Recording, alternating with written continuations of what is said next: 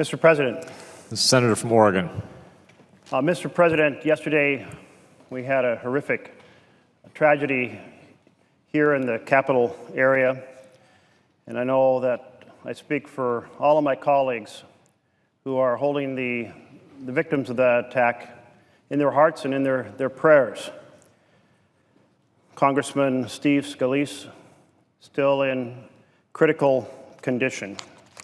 Zach Barth, legislative correspondent who works for Congressman Williams of Texas, who was injured, and Matt Micah of Tyson Foods, who represents them here on the Hill, and two of our police officers, David Bailey and Crystal Grinner of the United States Capitol Police. And without those two police officers present, this could have been a much more tragic event.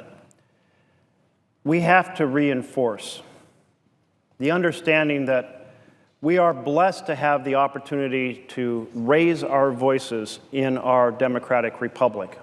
We're able to raise them by speaking to our members who are elected in local and state and federal government, by writing to them, by meeting with them in town halls. In my state, you can call them up and they'll sit down with you in a cafe.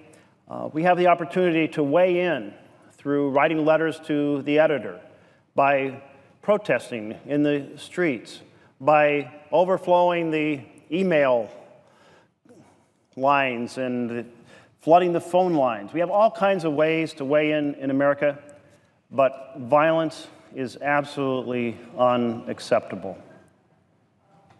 Absolutely unacceptable. And we have to try to diminish and eliminate the hate speech that so often becomes the foundation for hate violence. We've had a very divisive 18 months here in America, where various folks have sought to increase the divisions between groups of Americans, to attack women and to attack African Americans and to attack Hispanics and to attack Muslims, to attack LGBT citizens. We need to eliminate that strategy of division. Here in America, we're a tapestry of talents from all over the world, of different cultural backgrounds that come together to make this nation incredibly strong. Unless you're 100% Native American, you're either an immigrant yourself or the son or daughter of immigrants. And we bring that diversity to bear, and we make this nation powerful in ways few other nations could even come close to having. So let's take this as a moment in which we seek to encourage public participation in all the legitimate forms of free speech, but to put hate speech out of bounds and hate violence out of bounds.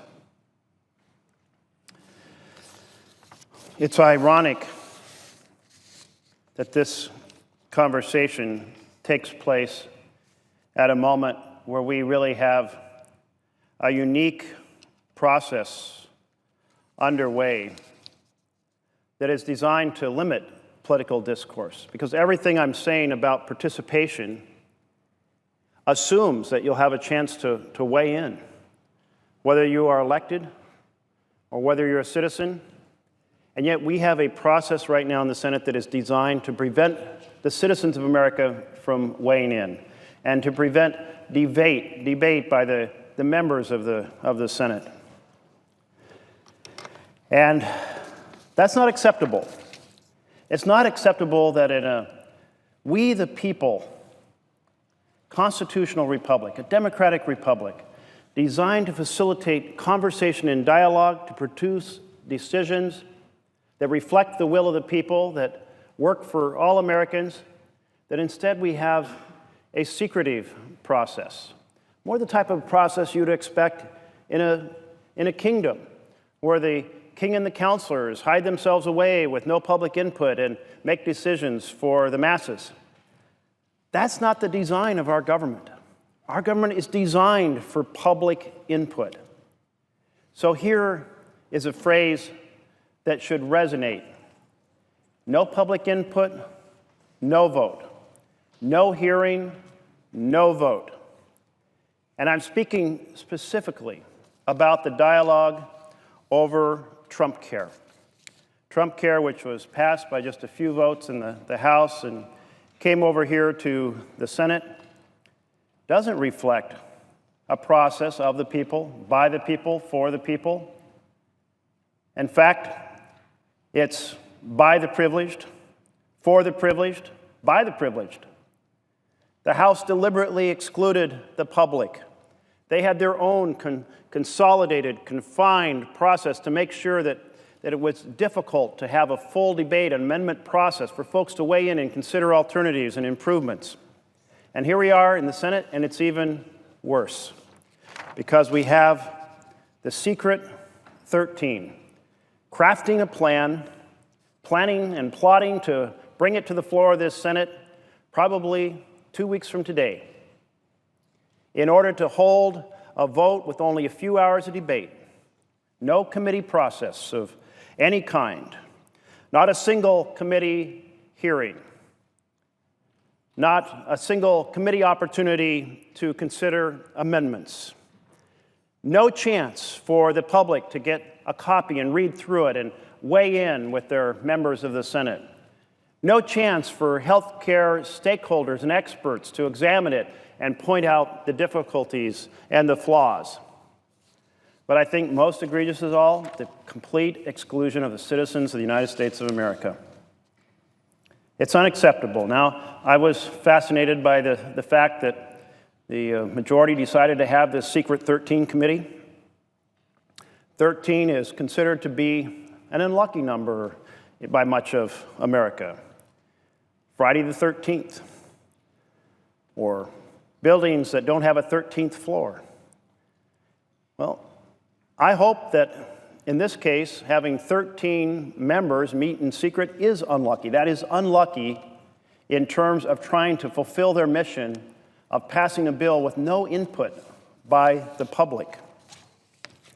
Last week, the majority leader started the process to make this happen without a committee. It's called the Rule 14 process. It means a process designed to bring up a health care that would rip health care coverage from millions of America, and by the way, give away billions of dollars to the richest Americans, all in the same bill, straight to the Senate floor without a committee being involved. Not the Finance Committee, which certainly has many elements related to the financing of health care in America, and not in the Health Committee that has members of both parties who have worked for years to develop expertise and consult with stakeholders to understand what works and what doesn't work, and they benefit from each other's input. I was part of the Health Committee in 2009, and for 5 weeks, we sat in a room with a television camera operating so the whole public could see what we were doing, and we proposed amendments and debated them around this big square set of tables. Full public scrutiny. 5 weeks of bipartisan dialogue about what should go into health care. That was 2009. And the Finance Committee had a very similar process.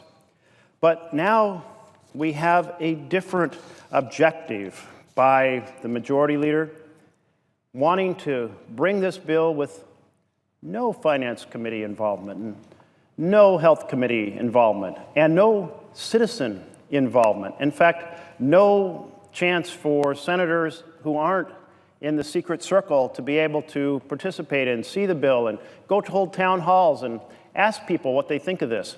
I do a lot of town halls. I'm doing a couple more this weekend. I've had over 20 town halls this year. I have a town hall on average of every 10 days since I was elected in 2000 and came to the Senate in 2009. I'm going to keep holding these town halls. I know that my citizens would like to see this bill and be able to go through the elements and give me feedback on what makes sense and what doesn't. That's a we the people democratic republic. But this secrecy strategy, that is not. That's a strategy for non-constitutional governments. That's a strategy for dictators. That's a strategy for kings and queens. It's a strategy for people who hate democracy. So Let's not have that process here in the United States.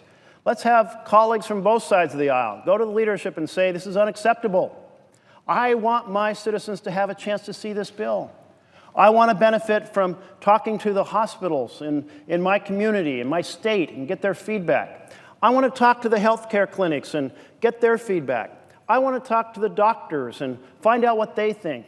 I want to hear from the nurses because they are so respected in their understanding of the direct delivery of healthcare.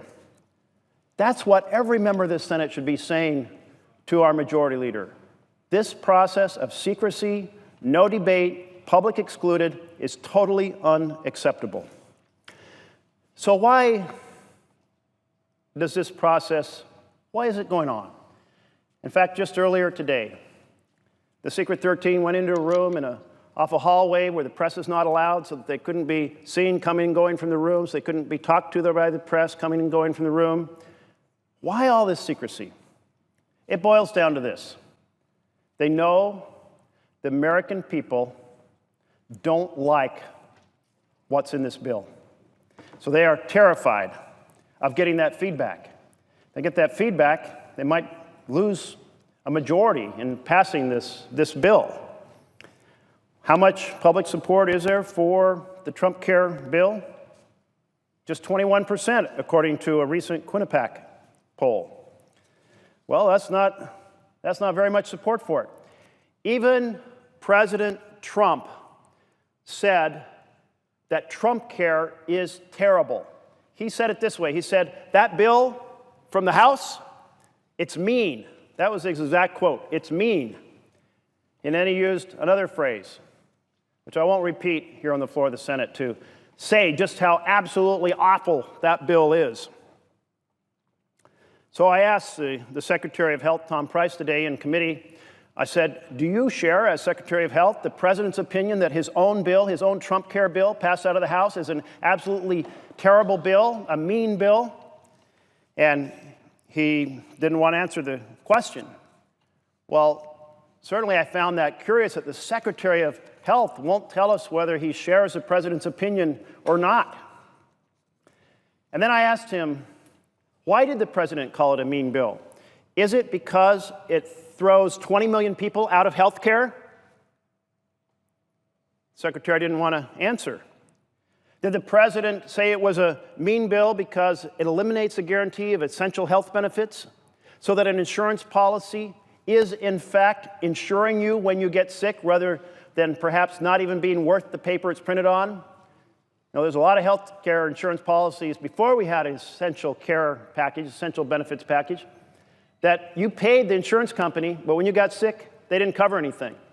Those policies weren't worth the paper they're printed on. So I asked the Secretary of Health, is that the reason the President said this is a mean process or a mean bill? Is that the reason he described this bill in terms that I won't repeat here on the floor? And the Secretary of Health wasn't interested in relaying in any insights into why the President said it was a mean bill. I asked, is it because the bill destroys the guarantee that if you have pre-existing conditions, you can still get a policy at the same price as everyone else? Again, no answer. And I said, or is it a mean bill because if you're an older American, you have to pay perhaps up to 8 times more for the same policy as you pay under current law? You know, an individual who is 64 years old, a man who's earning $26,500 a year, currently that individual would pay about $140 a month for a policy under current law. But the same policy under TrumpCare would cost $1,200 a month. Now, I ask you, is there anyone in this Senate chamber that thinks an individual earning $26,500 a year can afford a health care policy that costs $1,200 a month? Let me translate this. If you are earning $26,000 a year, you're earning a little over $2,000 a month. Is there anyone who believes in this chamber, please come to the floor and tell us if you do, that individual can buy a health care policy costing $1,200 a month? Is there anyone who thinks that it's an egregious mistake to use high pricing to force older Americans out of our healthcare system? Now, I believe in treating our citizens graciously of all ages, not of forcing them out of healthcare through an 8-fold increase in their premiums. Is that the reason the president said that this healthcare bill, TrumpCare bill from the House, is a mean bill and spoke of it in derogatory terms? You know, the TrumpCare bill isn't even popular in the president's own party. Just 48% of Republicans surveyed in the same poll supported President Trump and Speaker Ryan's health care plan. But when they asked if they liked the current health care plan, 55% said they do. Well, right now, regular order, the regular legislative, deliberative process that makes sure that there's a full debate before a significant bill comes to vote, that makes sure there's significant and substantial time for the citizens of America to weigh in, that regular order or regular process is being run over by a steamroller. It's being crushed. It's being demolished. Why would my colleagues support destroying the fundamental principles of legislative debate? Well, I'd love to hear the answer. Perhaps it's because, like President Trump said, the bill is mean. Perhaps it's because it's extremely unpopular with the American people, who believe that there should be affordable, quality health care available to every single American. Now, we've heard that the Secret 13 have a plan to sweeten the bill to kind of a little spoonful of sugar to make the medicine go down. What's that plan? Well, we're hearing maybe they will put in extra funds to help take on the opioid addiction epidemic. Well, that's a good thing. Why have they fought us so hard against supporting such programs to help Americans on this crucial question? We've heard they want to slow down the process of throwing people off health care so it won't hurt them in the 2018 elections, and maybe even not hurt them so much in the 2020 elections. But if you're destroying something piece by piece, you're still destroying it. You know, if you're cooking a lobster and you turn it up the heat fast, or whether you turn up the heat slowly, you still kill the lobster. And this bill is still going to kill health care for millions of Americans. Doing it more slowly doesn't make it a good thing. Putting in a spoonful of sugar doesn't make a diabolical act better. Franklin Roosevelt once said, "Let us never forget that government is ourselves." And he continued, "The ultimate rulers of our democracy are not a president and senators and congressmen and government officials, but the voters of this country." And isn't that what we the people means? Government of, by, and for the people? But nowhere in the Republican Secret 13 process can the voices of the people of the United States be heard. How about if one of the 13 comes to the floor now and distributes the bill? I mean, we should have weeks to consider this.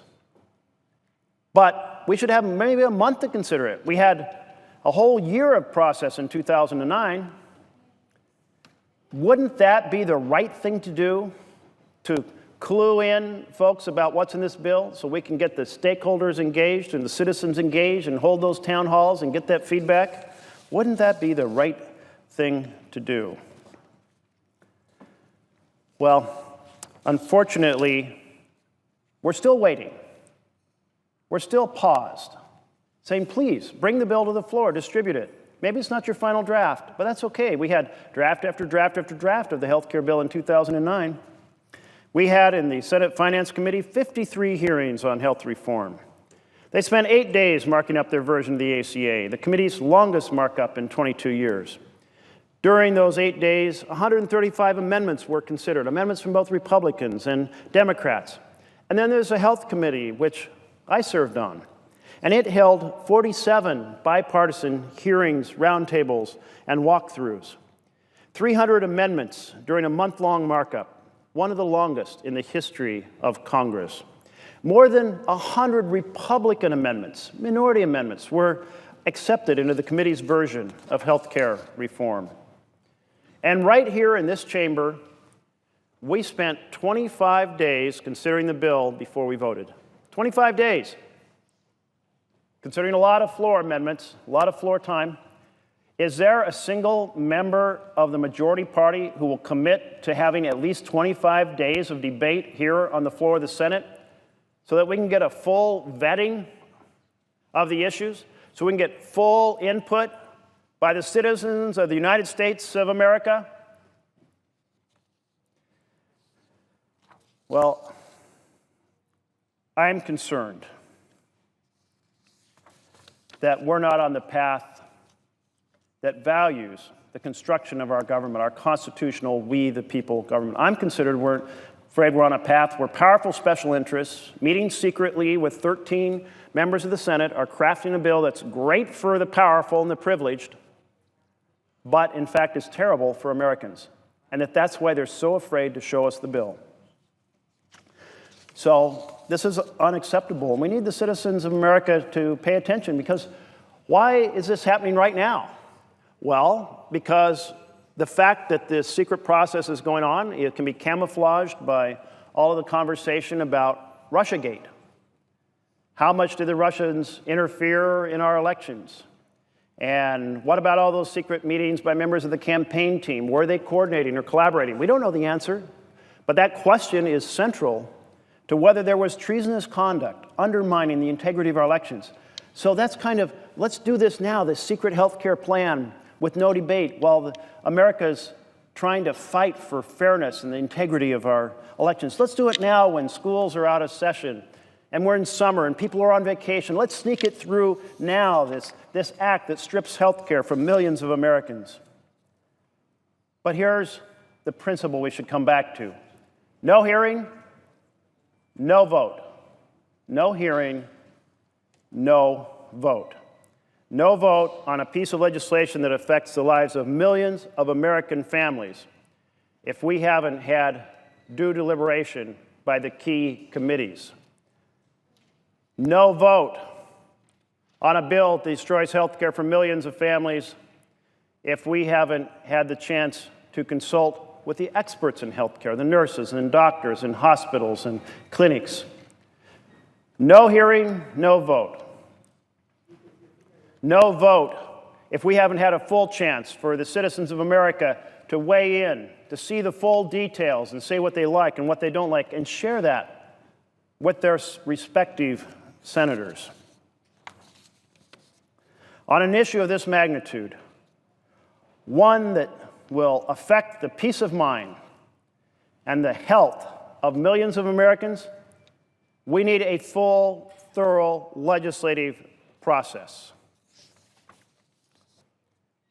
Mr. President, the choices that are made here in this chamber over the next few weeks will have a big impact on quality of life of millions of American citizens.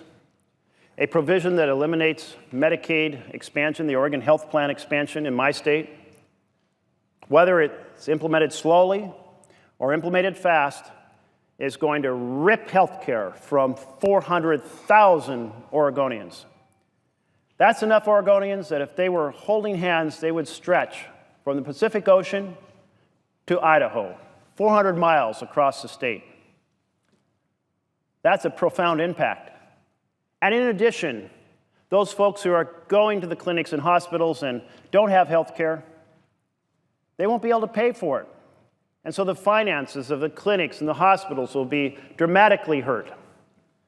I asked Secretary Price today, is that the reason that the president said that TrumpCare bill out of the House is a mean bill? Is that the reason he used a derogatory phrase to attack the TrumpCare bill out of the House? Is it because of the fact that it will undermine the finances of the clinics and the hospitals? And he said, you know, I don't accept the premise that that will happen. Well, covering your eyes and covering your ears and pretending on such an important issue is not a responsible act by a Secretary of Health. The clinics have been coming to us and saying this is how our finances improved when our citizens were able to pay for the services, because our rate of uncompensated care dropped dramatically. And with that income, we hired a lot more people. I have a clinic in the northeast corner of our state where the number of people employed, they told me, doubled from 20-something to 50-something. They're able to provide a lot more health care in that local rural community. And that's true after clinic after clinic after clinic. And if one would take their hands off their ears or off from in front of their eyes and listen to the presidents or the executive directors of rural hospitals, they would hear them say, this will really hurt us. This will hurt not just our ability to provide care to those who won't have insurance, it'll hurt our finances. It will diminish our care for everyone in this rural community. Everyone will be hurt by TrumpCare. Is that what the president meant when he said this bill is mean? Well, if that's what he meant, if what he meant it's mean because it rips health care from 20 million Americans, then I agree with the president. If when the president criticized the TrumpCare bill as being mean, if he meant that because it was going to destroy the guarantee of access by folks with pre-existing conditions, then I agree with him. If he said it because it will destroy essential benefits and allow there to be insurance policies that aren't worth the paper they're written on, then I agree with the president. If it's because it's going to greatly increase the cost of insurance for older Americans, up to 8-fold times, if that's why the president said it's mean, I agree with the president. And the president should weigh in and say no secret process on a bill so important to the health care of millions of Americans. President Trump should weigh in and say, I don't want a bill that looks anything like that House bill because it's defective in this area, and this area, and this area, hurting everybody in the communities, undermining the clinics, undermining the hospitals, destroying insurance, destroying the opportunity of access for pre-existing conditions, and ripping away the guarantee that essential benefits will be covered. That's what the president should do. He thinks the bill is terrible because he finally looked at it. Well, he's going to think the bill crafted by the Secret 13 is terrible too. And he has a chance to stand up and fight for the American people and say, I will never sign a bill that goes through a secret process that excluded the insights from our rural hospitals and our insights from our rural clinics and our insights from our nurses and our insights from our doctors. I will never sign a bill in the Oval Office that excluded the American people from being allowed to weigh in on the conversation. I will never sign a major bill that hurts so many people in my Oval Office if it never had a committee hearing and never had amendments, never had a chance to go through the legislative process the way envisioned in our We the People Constitution. That would be the right thing for President Trump to do. He's recognized the bill is profoundly flawed. He has a chance to stop not only a flawed bill, but a profoundly unacceptable process in our constitutional democratic republic. Former Chief Justice Hughes said, "We are here not as masters, but as servants, not to glory in power, but to attest our loyalty to the commands and restrictions laid down by the people of the United States, in whose name and by whose will we exercise our brief authority." Each one of us is here for a short period of time, but we take our constitutional role as senators from the foundation of the power of the American people, the We the People Constitution. To exclude them from the process is to violate the very premise on which our nation was founded. So we have to stop this process. We have to stop it in its tracks. Whether you're a Democrat or Republican, whether you come from a rural state or a highly populated state, it's a responsibility to stop this process, return to regular legislative deliberation so that we can, in fact, have a we the people conversation fully honoring the experts and the feedback from ordinary citizens across our nation. No hearing, no legislative deliberation, no vote. No hearing, no vote. Thank you, Mr. President.